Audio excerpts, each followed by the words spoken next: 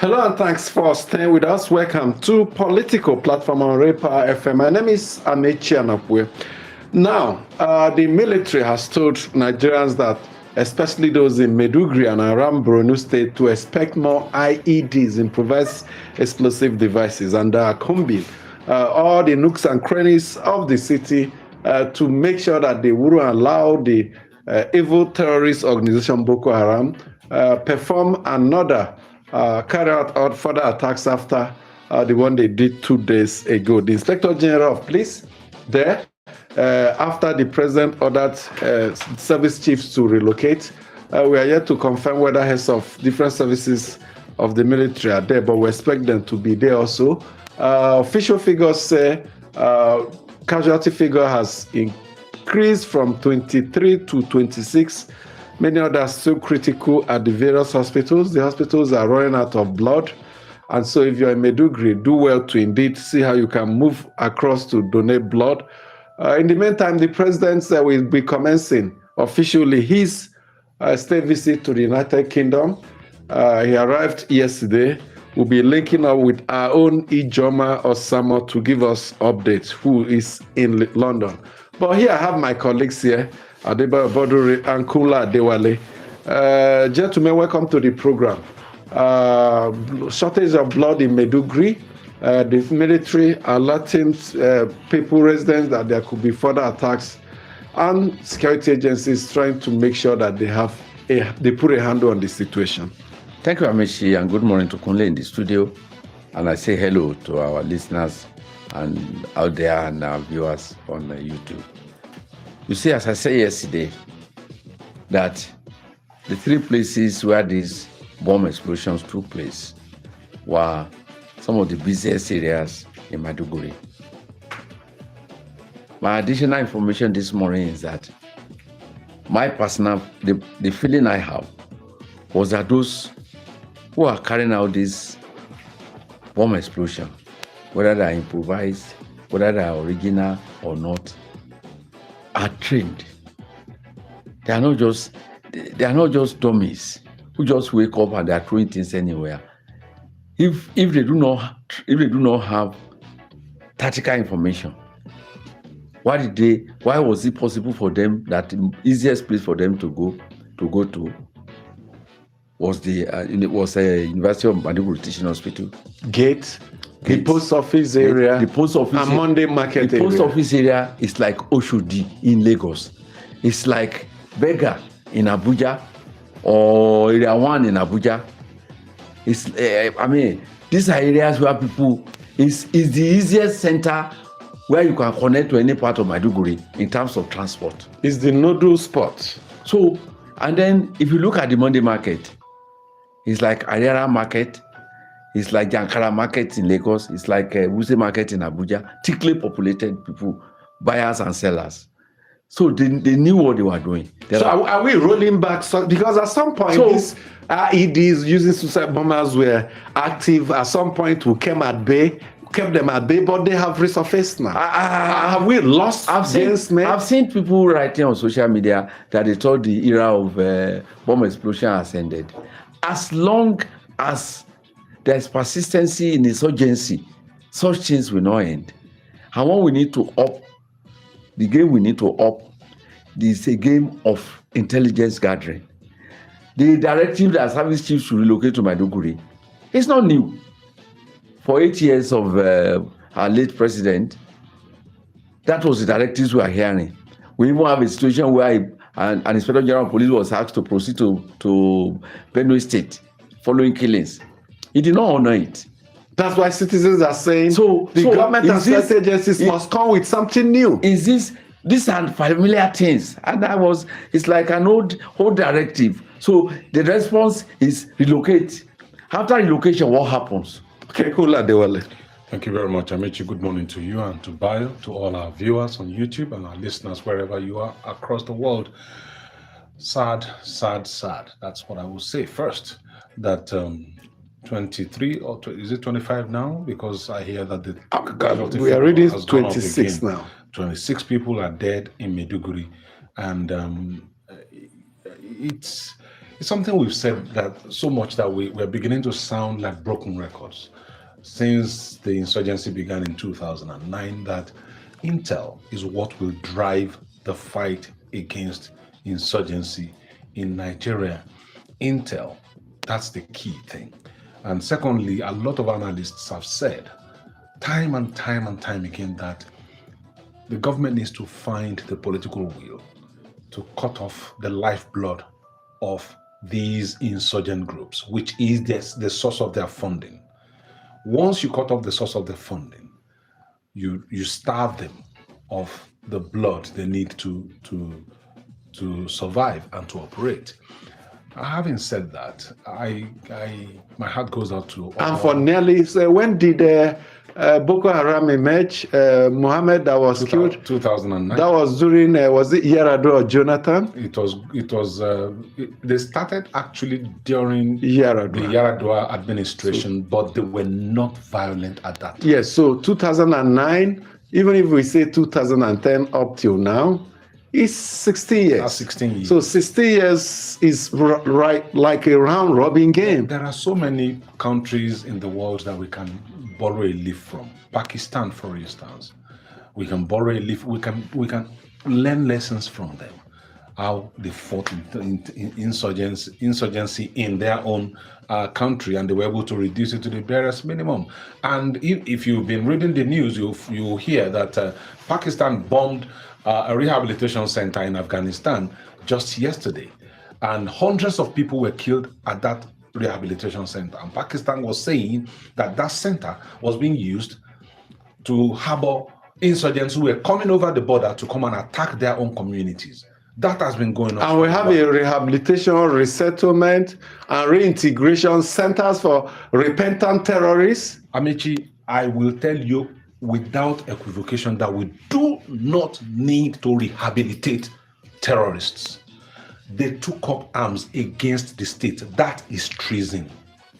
And they must face the law when they are arrested. I'm not going to say summary execution. No, that's not right. But they must be made to go before relevant courts, and the law must take its course. So many people have said you only rehabilitate, reintegrate, and repent after the war or crisis has ended. Not while it's still on. Because there were reports that they still went back to their old ways. Amici, some of them who were said to have been rehabilitated and de-radicalized, and they were embedded as part of the security forces. No, the military strategists have said no, they were never integrated. Well, they were never made to be part of them. Well, somehow they joined in some of the security operations. They were the people who also gave information. Some of the bases that were attacked recently in the last few weeks, some of these people who were around those bases, they have gone back to the Boko Haram. So what are we saying? We can't take that risk. Government must be firm. When a terrorist has been arrested, he must be given the full treatment that a terrorist, a suspected terrorist, or one that is caught in the act should face. Face the law, be prosecuted. If the judge says, if court says go to jail, it should go to jail. If the court says stop execution, then it should be executed. So, let me add this. Let me add this. Government should come out openly. Some road change operators were arrested in Kano. They were being quizzed. All of a sudden, they were set free. What happened? Have they been set free on the basis of the fact they don't have any they did not commit any crime? Because they said the issue is still being investigated. What is the level of investigation? The 5 Nigerians that were jailed in the Middle East over financing of terror in Nigeria, who are they? What has government done in establishing where they were getting their money from, about the source of their funding they were sending to Nigeria to fund terrorism? These are facts that we cannot ignore. Like Kule said, if you have a dog and you starve that dog of food, the dog will become emaciated, become powerless. if you deprive these people source of funding, or if you know cut off the oxygen, cut it off, their operations will weaken. As long, the way may I see it from far away where I am in Abuja here, and the reports we are hearing, those terrorists are heavily funded. Okay. And we must establish who is funding them. Until we can do that, that is where has the vice president been to Maiduguri? Not yet. Okay. Not and so, if you're a father and some of your children, 26 of them, were killed, what will you do? Will you proceed with your scheduled travel, or do you stay behind to oversee the burial and commiserate with the other family members and do take something care to prevent future occurrences? Yes, and take care of the injured? yesterday Now, the vice president was in Anambra for the inauguration of the I have a second feeling term the president of has traveled on a Soludo. state visits to London. Yes. There is no need for the vice president to leave Abuja yesterday. He will have taken charge. He could delegate such power to maybe the secretary to the government Or of the the federation, Senate president, or to represent The president, didn't he travel with the president? or the speaker, whoever is available. whoever is available. Is it not a ceremony? No, the Senate president is there. He went to tell the president goodbye at the airport when he was. A ceremony that swearing in, and we are talking of lives. And he's from Borno State. Former governor of the state. Now, Governor. the president is the father of the nation, and the vice president is the second father of the nation. That's why I asked. I asked myself this question: if I happen to lose some of my children, some will say, and I will repeat, say pointedly, God forbid, what will be my reaction? Do they see these people as their children? Amechi, Do they see them? If they see them as their children, Amechi, perhaps they would have responded differently. One of our colleagues. Yes. I was driving into the premises sometime 2 weeks ago, and I saw one of our colleagues. The moment I saw him, I knew something was wrong. His son was sick. When I asked him, he said, "My son is terribly ill in hospital. I'm just trying to pick something from the office to run down to the hospital." That's somebody whose son was sick. Yes, not dead. The boy is fine now. Yes. He's back home. He's doing fine. What about someone who loses a child? And that's exactly how I think the political class must view this situation. Yes. Now, let me tell you something, Amici. Bayo talked about Intel.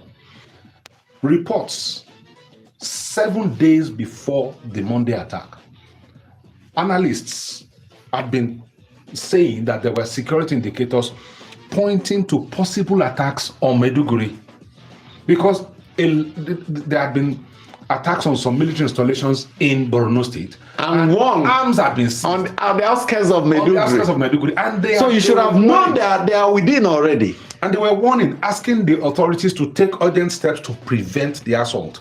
They said recent developments on the battlefield. Who's saying so? Who are you quoting now? I am reading from a message that someone sent to me. I don't want to mention his name on air, from a security source. And he said all battle indicators point to an imminent attack by the Boko Haram group on Maiduguri.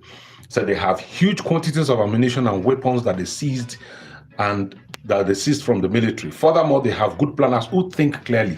Now, 7 days before that strike, this warning came. And the strike still happened. I'm worried. Because if you listened to, I think the commissioner of police in Ondo State was on Kakaki yesterday, and he talked about a good synergy between the security agencies helping to ward off attacks by criminals and bandits and terrorists in Ondo State, saying that Ondo was one of the safest states in Nigeria. Why can't we have that in Borno State? Is it that same synergy that we have among the security agencies in Ondo State is not in Borno State? We need more than ever that synergy to work for the whole of Nigeria. Because too many lives are lost. So if they see you as their children, they will treat you not the way they're doing. They will care about whether you've eaten. They will care about whether you have a roof over your head, whether your children and yourself are going to school, whether you have healthcare facilities. That is, if they see you as their children and they identify themselves and are conscious of their status as the father of Nigerians, they will behave differently. But apparently, I ask that question to you. Do they see you as their children, and are they aware that they are your parents? Let's hear from you as we share some of the emails you have sent to us. Good morning and welcome to the mail segment. I am Aichida Majekodomi. And I am Chidera Izudoi. Our first mail from Ugochukwu Godwin in Lagos in the same line says, barely 24 hours after the military foiled an attack on their base, bomb explosions have reportedly rocked Borno State again. It seems the terrorists have increased their momentum since the US military came into Nigeria. Some persons thought their presence will de-escalate issues and channel all the intelligence to totally defeat the terrorists. But it's almost 2 months the US military personnel of about 200 entered the country. What has been their contribution? Their focus was to ensure they help our security forces to tame the insurgents, but Borno, Yobe, Katsina have been under attack. We need the carrot and stick approach to end insurgency. Our military has been killing thousands of them and rehabilitating some of them. So how are they able to recruit young boys and girls in thousands?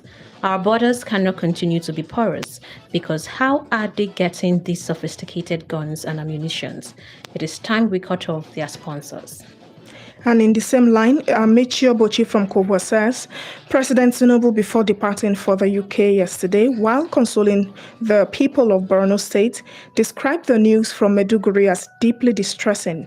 He mourned those who lost their lives, sympathized with the injured, and expressed solidarity with the people of Borno during these difficult times. He further assured Nigerians that no part of the country would be safe for terrorists, vowing that they would be tracked down, confronted, and ultimately defeated. He also urged citizens not to give in to fear. While these reassurances from President Tinubu, given as he traveled to a peaceful foreign nation, is commendable, it is important to note that words alone are not enough. As reassurances continue, the wave of killings appear to persist and even spread. I therefore urge the President to match his words with decisive action as insecurity in Nigeria has reached an alarming level. And from Kuje, Chidike Ejiofor is saying, when I heard that Britain will be modernizing seaports for Nigeria, my instinctive response was that nothing could be more inept. The only justification for what would, of course, be if that's in exchange for the royal handshake President Tinubu will be receiving from King Charles, which anyone who knows our president well enough knows that it means everything in the world to him, with which he can batter anything. Otherwise, I don't know how many new seaports British has built in their own country in the past 20 years. Every serious person today knows where the finest railways, seaports, autonomous vehicles are being found. President Tinubu should be closely monitored by all of us, lest he brings in here seaport model designed when Mongo Park aligned at the shore of Niger River.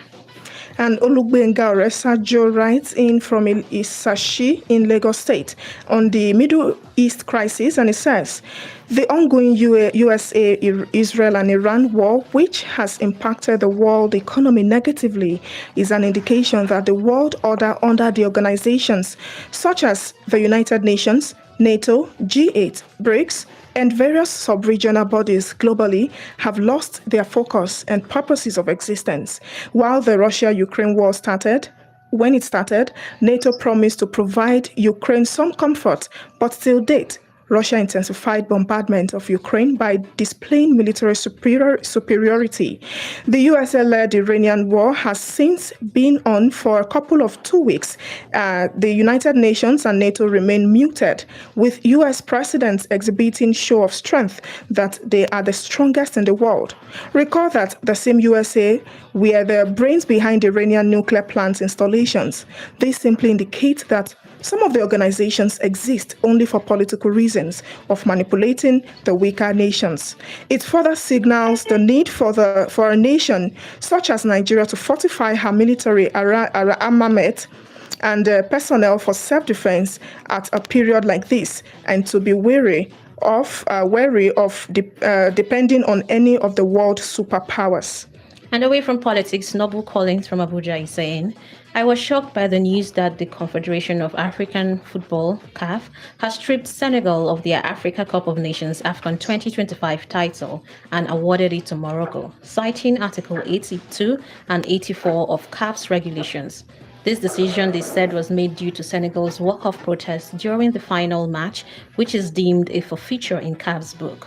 However, at the same time, CAF acknowledged some injustice faced by Senegal, but penalized them with lighter fines, which seems to me like driving justice from injustice. And it is quite unfair and ridiculous because if the cause of the walkout is valid at all, one should expect a fine against Senegal instead of a stripe of the trophy. This is the height of injustice, to say the least. It should not be taken for granted by every African that believes that not all Africans should be painted with the same brush that is synonymous with corruption and evil. We Africans are people of good conscience who also believe in justice. And that is all we have on the mail segment this morning. Keep on sending in your mail to us at politicalplatform@dargroup.com.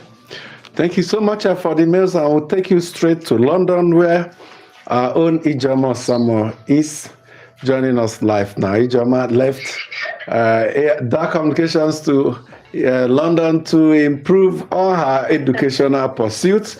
Well, as the Nigerian delegation lands, we told her you have to leave the classrooms for 2 days and hit the streets, what she knows best how to do, to give us a live report as Nigerian delegation engages with their United Kingdom counterparts. Thank you so much, Ijoma, for joining us.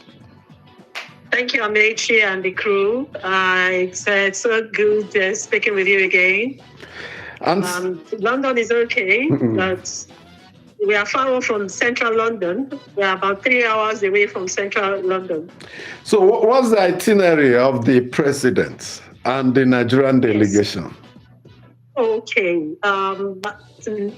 The president will be having a stop by somewhere at Dorchester, Windsor, I beg your pardon, in a few hours from now. It was supposed to be for 8 a.m. this morning, if you take a look at the schedule. But we just find out that because of the too many traffic in Windsor, it's difficult for the president to leave his hotel and then make the time for 8 a.m. So it will be from 10 a.m. this morning. And then we will also be having an interfaith meeting from there. And then it will also go to Westminster Abbey and also go to the castle. But meeting with the Nigerian community, that seemed not to be in the itinerary.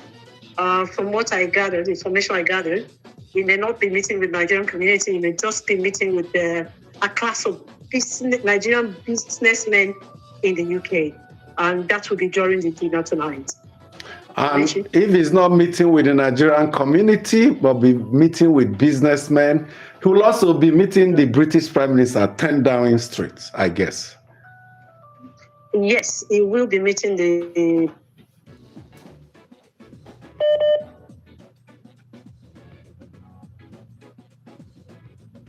supposed to stay till late Thursday. He will cut off his meeting as early as 8:30 a.m. tomorrow to head back to Nigeria. Immediately he meets with the state tomorrow. He will go straight to the airport and he's going straight to Lagos. That's what we were told this morning. How is the British press? How are they reacting? How are they reporting Nigerian state visit to London after nearly 4 decades? I listened and I also read through some of the news outlets. The Nigerian president state visit after over 3 decades. So it is to create a relationship, a tie between the country and the UK. So it's been like that. So they are expecting that Nigerians will come out in the numbers to come welcome their president. And they did yesterday when he arrived at where he'll be staying with songs of on your mandate. Even flags, Nigerian flags on the streets. from the airport down to the president's hotel.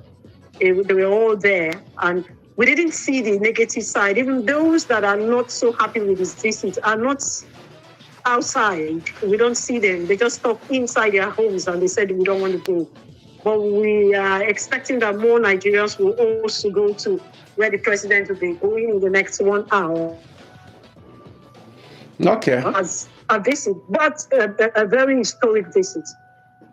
Absolutely. We have to thank you so much, Jomo Samo, for giving us that situation report. Thank you so much once again for that. Thank you.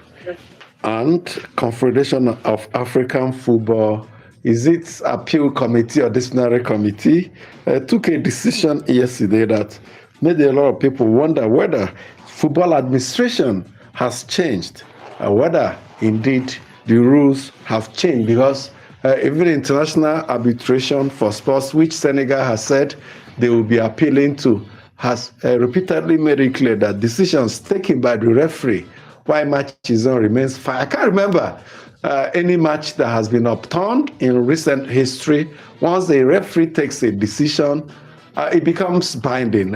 Football, sports association, governing boards of sport events rarely, if not, they have ever changed the results of a football game. And that's what CAF did yesterday when they said, Senegal, we are taking away the CAF AFCON trophy from you and we are awarding it to Morocco. Amechi, it is a very strange decision. As a football watcher, I'm not just a football lover, I'm a football watcher. I'm follower. Very many people do not know that I've had my stint as a sports journalist before I joined the AIT. It's a very, I'm not sure that it has happened in Africa before. Because everything that happened in the presence of all the top members of CAF on January 18. They were all on site. The FIFA president, Gianni Infantino, was also on site. If that kind of decision was to be taken, why was it not taken that day? Now, if you look at the conduct of the Moroccan team during that game, and look at previous games, their quarterfinal match, their semi-final match, especially the one against the Super Eagles of Nigeria, you will see obvious officiating errors, biased officiating in favor of the Moroccan team. And there were complaints about it, all of that. But in the spirit of sportsmanship, everybody said, no, let it ride. And I commend the players of the Super Eagles for being very disciplined in that semi-final match. But the ramifications of what CAF has just done it's like this war in Iran. By and by, we'll see the ramifications, because the integrity of African football, CAF's integrity itself, has been put on the line. They have brought the game to disrepute. CAF has brought they have brought the game into disrepute, because you don't change a referee's decision if it does not change in a boardroom by the VAR, and all of the CAF appeal committee and all CAF members were there. Everybody who is anybody in CAF, they were all in Rabat that night. Why did they take that decision? I've said that if this stands, I will no longer watch AFCON. I will never follow it again. Well, don't lose hope that we never watch. Why watch when this committee member can sit around the table and decide who the winner is? This phase will go away. The men with cockroaches in their cupboards, dirty linens in their hands, soiled hands, they will leave. And so it's not enough for us to say we take decision on that level. But what has happened is an indication of the fact that what we have been fighting for close to almost 5 decades, corruption in Africa, has permitted every sector, including football. And so no place is spared. We talk of corruption at the level of FIFA before. I'm sure there has never been such light on football administrators in Africa properly. And what we are seeing is exactly what has happened. And for us, as citizens of Africa, we must not keep quiet. Okay. We must keep on saying Okay. corruption must not destroy our society. Why that tournament was going on, I made a social media post. I said, AFCON is won, not awarded. Because it was clear that CAF, in what Kunle lined up, all the actions and inactions they have taken as far as the last AFCON hosted by Morocco was concerned, it was crystal clear that they wanted to award it to Morocco. Exactly. God didn't allow it to happen. They had their way against Nigeria, but they didn't have their way against Senegal, and they have gone back to the boardroom and did exactly what I advised against. They awarded the tournament to Morocco. It has never been awarded. You win it in the field of play. Thank you so much for joining us today. Have a good time. My name is Amici Anopwe.